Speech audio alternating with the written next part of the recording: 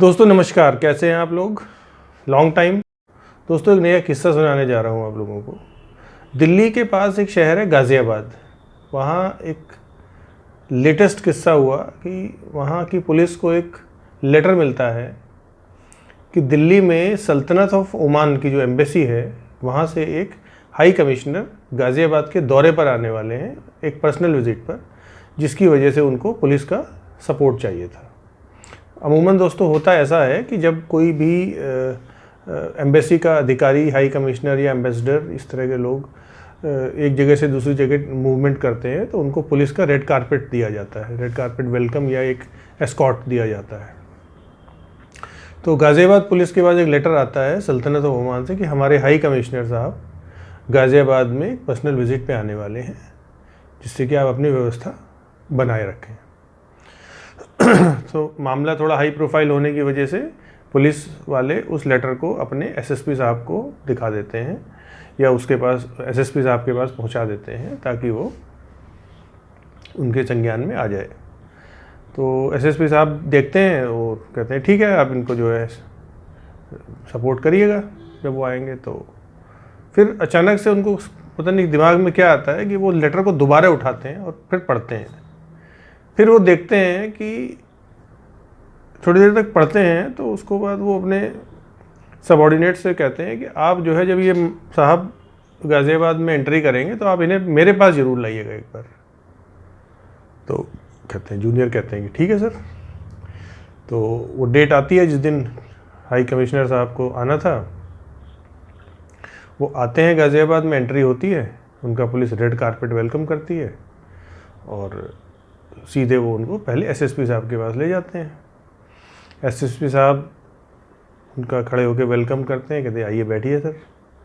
बैठते हैं, उनके लिए चाय मंगाई जाती है।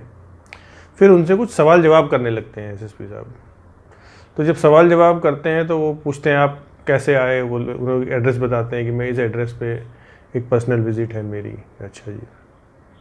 फिर कुछ और सवाल जवाबों का सिलसिला चलने लगता है तो वो थोड़ा सा घबरा जाते हैं। तो थोड़ी देर के बाद पता चलता है कि उनको गिरफ्तार कर लिया गया। तो सब लोग बड़े अचंभित होते हैं कि ऐसा कैसे, एक हाई कमिश्नर को गिरफ्तार कर लिया। तो पता ये चलता है कि जो एसएसपी साहब थे वो बड़े स्मार्ट थे। एक तो ये लोग इंडिया का टफेस्ट एग्ज़ाम यूपीएससी क्लियर करके आईएएस, आईआरएस, आईएफएस, आईपीएस बनते हैं, तो दे आर वेरी इंटेलिजेंट। तो वो लेटर जब देखते हैं, उनके जो सबऑर्डिनेट लेटर लेके आते हैं, उसमें देखते हैं कि लिखा हुआ है कि सल्तनत ऑफ ओमान के हाई कमिश्नर। तो दोस्तों सल्तनत ऑफ ओमान जो है वहाँ हाई कमिश्नर नहीं होते उनकी एम्बेसी में, यहाँ पर वो होते हैं एम्बेसडर कहलाते हैं। तो मैं आपको थोड़ा बैकग्राउंड बता दूँ कि होता क्या है कि एक कॉमनवेल्थ कंट्रीज़ हैं, आप लोगों ने सुना होगा कॉमनवेल्थ गेम्स होते हैं। तो एक कॉमनवेल्थ कंट्रीज़ हैं जो कि वो कॉमनवेल्थ, शायद आप लोगों को पता भी होगा, नहीं पता होगा तो मैं थोड़ा सा आइडिया दे देता हूँ। कॉमनवेल्थ कंट्रीज़ वो कहलाते हैं, वो कंट्रीज़ हैं जिन कंट्रीज़ पर कभी ना कभी ब्रिटिशर्स ने हुकूमत करी है या ब्रिटिशर्स का राज रहा है। तो एक ज़माने में ये कहा जाता था कि ब्रिटिशर्स के राज में सूरज कभी छिपता नहीं है। उसका मतलब ये था कि उनका साम्राज्य इतने देशों में था कि कहीं ना कहीं सूरज निकला ही रहता था, कहीं दिन रहता था, कहीं रात रहती थी। तो जिन कंट्रीज़ पे ब्रिटिश हुकूमत की हुकूमत रही है, ब्रिटिशर्स की हुकूमत रही है, उन कंट्रीज़ को कॉमनवेल्थ कंट्रीज़ कहा जाता है आज। और उन्हीं की एक्टिविटीज़ चलती हैं, कॉमनवेल्थ गेम्स वगैरह होते हैं, आपने नाम सुना भी होगा। तो जो कॉमनवेल्थ कंट्रीज़ हैं उनकी जितनी भी एम्बेसीज़ इंडिया में हैं, उनको उनके जो सर्वा होते हैं उनको हाई कमिश्नर कहा जाता है। और अपार्ट फ्रॉम कॉमनवेल्थ कंट्रीज़ से अलग जितने भी देश हैं दुनिया के, उनके जो हेड होते हैं एम्बेसीज़ वाले, उनको एम्बेसडर कहा जाता है। तो जो एसएसपी साहब थे वो उन्होंने देखा कि जो ओमान है ये तो कॉमनवेल्थ में नहीं आता है, तो इसमें तो एम्बेसडर लिखा होना चाहिए, ये हाई कमिश्नर क्यों लिखा हुआ है। तो वहीं उन्हें खटका हो गया। उन्होंने उस टाइम कुछ नहीं कहा, लेकिन जब उन्होंने उनको बुलाया, बातचीत करी, तो उन्होंने उनको पकड़ लिया कि भाई ये जो है बाद में पता चला कि ये साहब जो है एक दो जगह और इसी तरह शहरों में, फरीदाबाद, मथुरा, पुलिस का बंदोबस्त करवा के घूम के आए हैं बाकायदा। और जब वो गाज़ियाबाद पहुंचे थे तो उनके पास मर्सिडीज़ थी, शॉफर ड्रिवन और चमचमाती हुई कार मर्सिडीज़, और उसमें ओमान के झंडे और सब ताम तवीड़ा लगा हुआ था, तो कोई देख के कह नहीं सकता था। तो फिर पता चला कि ये साहब जो है, इनका नाम था मिस्टर KS राणा।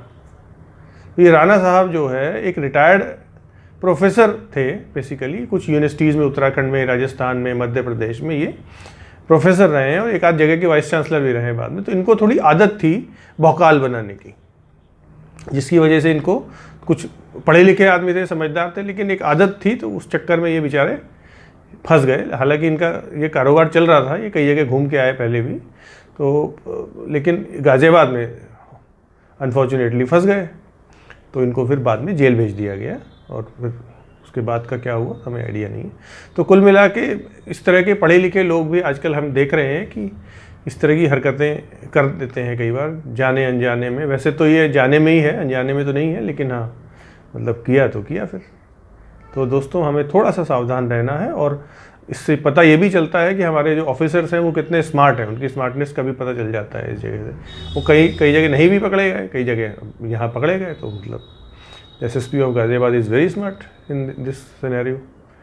नमस्कार दोस्तों।